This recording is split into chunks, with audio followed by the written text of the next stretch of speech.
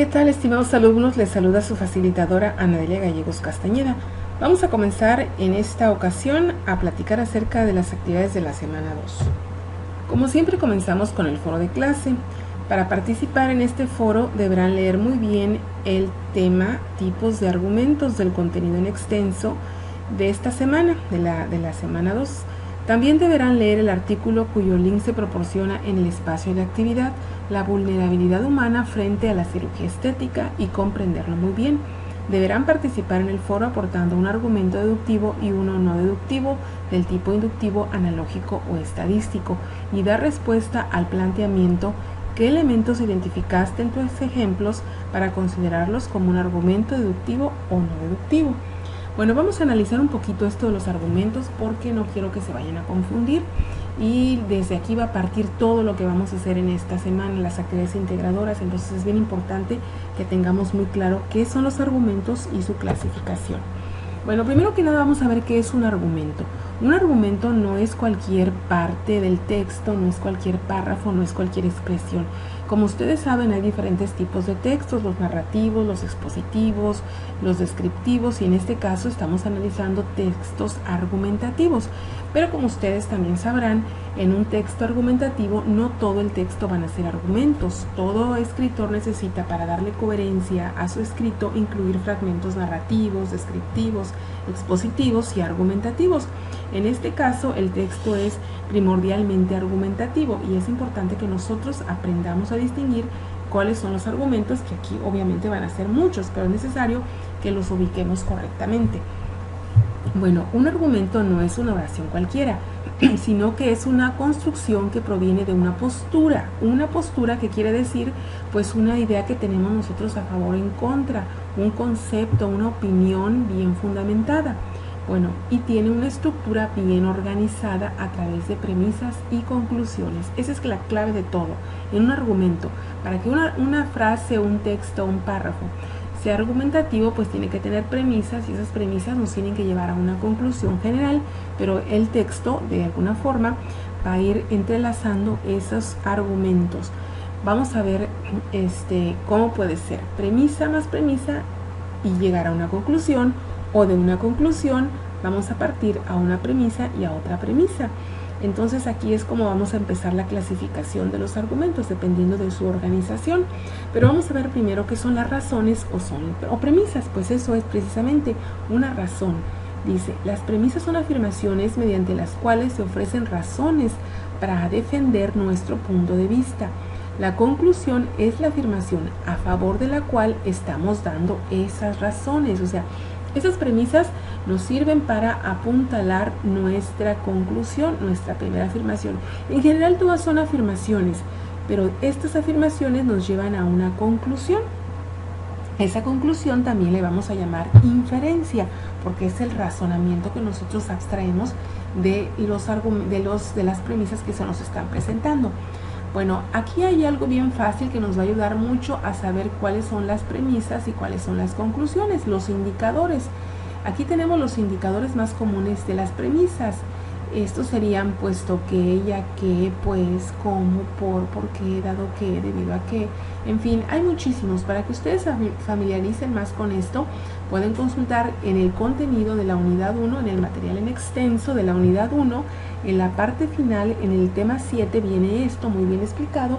Me temo que muchos tal vez no lo leyeron, porque como el contenido en extenso de la semana 1 era bastante extenso, como su nombre lo dice, pues muchos a lo mejor no lo leyeron.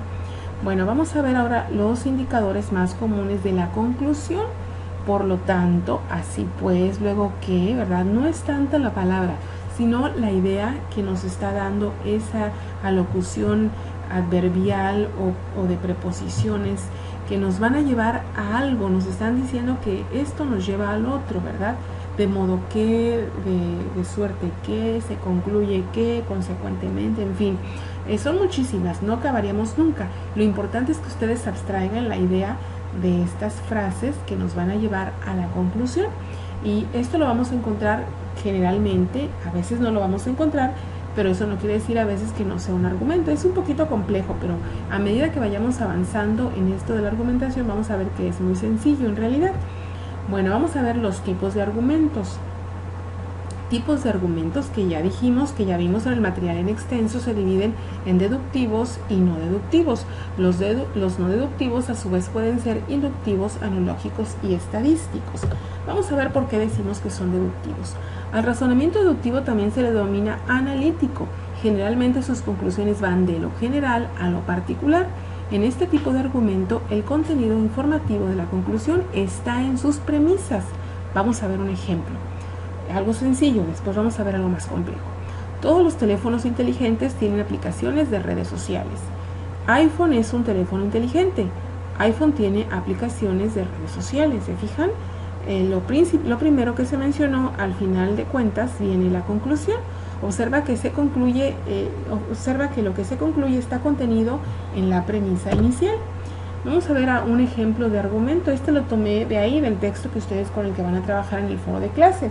Dice así: la vulnerabilidad, la dignidad humana y la autonomía están entrelazadas y son dependientes de la diversidad cultural y social donde se desenvuelve el hombre. Los indicadores de salud, la oferta y demanda de numerosos servicios médicos cosméticos, bajo tendencias de la moda, apuntan que en el momento actual la identidad se encuentra fusionada con la de otros, con un total desarraigo de lo simbólico cultural que define a cada persona como tal. Por lo anterior, se fijan, aquí tenemos el indicador de que ya viene la conclusión. La conclusión sería que se hace necesario considerar la vulnerabilidad de la población que acude al cirujano estético. ¿Se fijan? Por eso decimos que es un argumento deductivo. Vamos ahora a los no deductivos. En los no deductivos serían el inductivo, que va de lo particular a lo general. Tenemos el analógico, que se caracteriza precisamente porque presenta características semejantes, es algo así como una comparación. El estadístico interpreta resultados estadísticos. Aquí puede haber, no exactamente porcentajes, pero sí puede haber, sí se va a manejar mucho los números, y entonces eso nos va a dar la idea de que el argumento es estadístico. Vamos a, de estos tres, les seleccioné uno estadístico que encontré allí en el texto que se les proporciona. Dice así: el análisis cuidadoso de la población que acude con el cirujano estético apunta a que por lo menos 3/4 partes de ella, por diferentes razones de índole social o psicológica, convirtieron su cuerpo en depositario de un deseo transformado en una necesidad que les generó displacer. Es imposible realizar una generalización sobre las motivaciones, pues tiene un carácter absolutamente individual. Aquí tenemos las dos premisas. Estamos anotando aquí que se dice 3/4 partes, ¿verdad? Les decía, no se va a hablar de porcentajes, pero sí se está hablando de números. Aquí tenemos el indicador de la conclusión. Por las razones expuestas, considero que el paciente se somete a una cirugía. Considero que el paciente que se somete a una cirugía estética se incorpora al grupo de población especialmente vulnerable, razón por la cual se le debe poner atención y cuidado para prevenir los problemas físicos y mentales derivados de las intervenciones y del incumplimiento de expectativas. Entonces se fijan, aquí está claramente un argumento y sus premisas, su indicador y su conclusión. Bueno, entonces eso sería en cuanto al foro de clase. Vamos al foro de debate. El foro de debate se llama la falacia en la argumentación. Para participar en este debate deberán analizar el siguiente fragmento, el siguiente argumento: 8 de cada 10 gatos prefieren whiskas. Deberán identificar si es una falacia, categorizarla y contraargumentarla para demostrar la veracidad o falsedad de su proposición. Todo esto ustedes lo van a encontrar en el contenido en extenso para que puedan trabajar el foro de clase. Aquí tenemos cómo validar o invalidar una falacia. Tenemos también lo que son las falacias. Todo esto aquí está en el contenido en extenso, que en esta semana 2 pues viene bastante corto, son apenas 19 páginas, entonces fácilmente los van a poder ustedes leer y comprender y participar acertadamente en este foro de debate, que como bien saben pues no tiene una calificación directa, pero sí les cuenta para su participación individual en la plataforma. Bueno, vamos a ver las actividades formativas rápidamente porque esta semana están muy sencillas, son simplemente pequeños exámenes. Tenemos tipos de argumentos. Para realizar esta actividad, primero deberán consultar el tema 1 del contenido en extenso de la semana 2 argumentación a favor o en contra, estructura la argumentación. Aquí para realizar esta actividad deberán leer el tema 2 de la semana 2, elementos y estructura de una argumentación, y completar la información con las palabras sueltas que están en el cuadro y agregarlas en los enunciados. Aquí es un ejercicio de completar con las palabras que ya se les están proporcionando. O sea, están súper fáciles, simplemente tienen que leer muy bien y ustedes mismos se van a hacer estos pequeños exámenes. Bueno, finalmente vamos con las actividades integradoras. Tenemos la actividad integradora, premisas y conclusiones. En esta actividad ustedes tienen una tablita allí en la plataforma con cada uno de los aspectos que deben llenar. El tema es el mismo tema que escogieron en la semana 1. El campo disciplinar, pues por consecuencia ya lo saben. El problema, si ustedes lo escribieron demasiado amplio con los 3 argumentos, aquí me lo tienen que resumir. Tiene que ser un parrafito de 4 o 5 líneas no más. La hipótesis también, si no me la hicieron correctamente, tienen que corregirla. Podemos seguir trabajando, me mandan sus trabajos al correo, yo se los reviso, los retroalimento y cuando sea pertinente les modificaré la calificación en la plataforma. Recuerden ustedes que la hipótesis es un enunciado breve. Ustedes algunos me entregaron 4 o 5 párrafos, media cuartilla. La hipótesis es un enunciado muy breve que tiene la característica de que está con un sentido de condición, de que se va a comprobar. Por eso es una hipótesis, porque todavía no se puede dar como una afirmación, sino que se va a comprobar mediante un proceso de investigación. Bueno, entonces las premisas o argumentos a favor de esa hipótesis que nosotros estamos sosteniendo y las premisas o argumentos en contra, y finalmente tomando en cuenta esas premisas a favor y en contra, vamos a concluir con una conclusión, valga la redundancia. Bueno, vamos a ver el tema. Vamos a ver esta actividad con un ejemplo. El tema podría ser así, seleccionando uno de los temas propuestos en la plataforma. El tema podría quedar de la siguiente forma, tomando en cuenta que hay que delimitarlo a nuestro entorno. En este caso, como ya les he comentado, soy de Ciudad Valles, entonces mi tema quedaría así: el desempleo de profesionistas recién egresados en el municipio de Ciudad Valles. Ese sería el tema, breve, conciso. Economía es el campo disciplinar. El problema: el 80% de los egresados de las universidades de Ciudad Valles deben emigrar para encontrar un empleo acorde a su profesión. De lo contrario, estarán desempleados o subempleados, es decir, que se van a emplear siendo licenciados de taxistas o de meseros y no de lo que realmente estudiaron. Bueno, la hipótesis: si las universidades incluyeran como parte de su formación el desarrollo de habilidades para la creación de empresas innovadoras, el 80% de egresados profesionales de Ciudad Valles no tendrían que emigrar o enfrentarse al desempleo o subempleo. Esa sería la hipótesis que yo tengo que demostrar, pero para esto tengo primero que desarrollar mis premisas o argumentos a favor y mis premisas o argumentos en contra. El argumento a favor sería: la creación y administración de una empresa requiere conocimientos y habilidades para poder tener éxito y ser generadora de empleos y en consecuencia de bienestar económico. Entonces aquí estoy diciendo que es necesario que los jóvenes se capaciten desde la universidad para que esas empresas que podrían crear tengan éxito. Vamos con los argumentos en contra. Aunque se tengan los conocimientos y habilidades para crear empresas, si no se cuenta con los recursos, los egresados no podrán llevar a la práctica sus proyectos. Aquí estoy diciéndole que pues no importa que tengas conocimientos, si no tienes dinero no va a haber empresas. Entonces estoy ya contradiciendo la hipótesis. Pero entonces vamos a unirlos para llegar a una conclusión. Si se conjunta una capacitación adecuada y un programa de financiamiento municipal y estatal, los jóvenes recién egresados podrían crear empresas exitosas y generar empleos sin necesidad de emigrar. Entonces, se fijan, estoy tomando las dos ideas, estoy buscándole una lógica a los dos argumentos para que se puedan conjuntar. Y aquí tenemos ya la conclusión. Bueno, la siguiente actividad integradora, el argumento principal. Aquí también vamos a retomar la actividad integradora 1 de la semana pasada, de la semana 1, y vamos a nosotros a trabajar sobre el argumento principal, sin perder de vista que el argumento principal es el que está más directamente relacionado con el tema o el problema, o es el más significativo, y este nos va a servir para introducir o presentar el tema que vamos a desarrollar en esta disertación.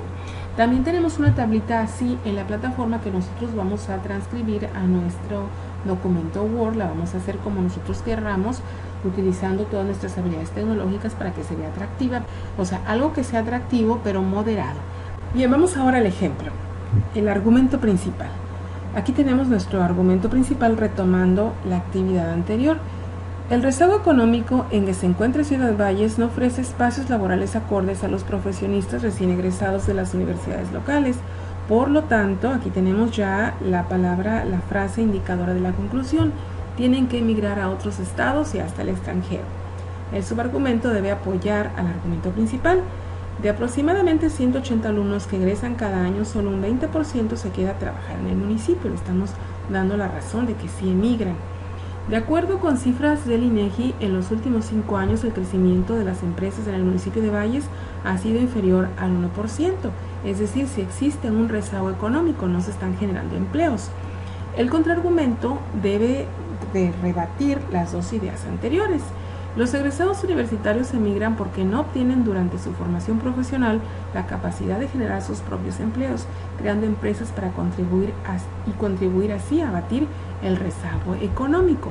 Entonces aquí estamos ya contradiciendo las ideas anteriores. La refutación, a su vez, valga la redundancia, debe contradecir al contraargumento. Sin embargo, las condiciones imperantes de baja economía y escasez de empleo han ocasionado que el 70% de las nuevas empresas registren quiebra en los 2 primeros años, según cifras del Departamento de Fomento Económico Municipal. O sea, sí se crean empresas, pero estas no tienen éxito. Vamos a ver entonces las alternativas y acuerdos. Los problemas económicos son reales y los egresados tienen pocas oportunidades de encontrar empleo. Por lo tanto, sería necesario reforzar los programas de estudio para que los egresados tuvieran mayores competencias para innovar y generar fuentes de empleo, y por otra parte recibieran asesoría y apoyos económicos para evitar el quebranto financiero de las nuevas empresas. Bien, entonces ustedes se fijan aquí en las alternativas y acuerdos, estamos llegando a un punto medio tomando las ideas tanto de los contraargumentos como de la refutación.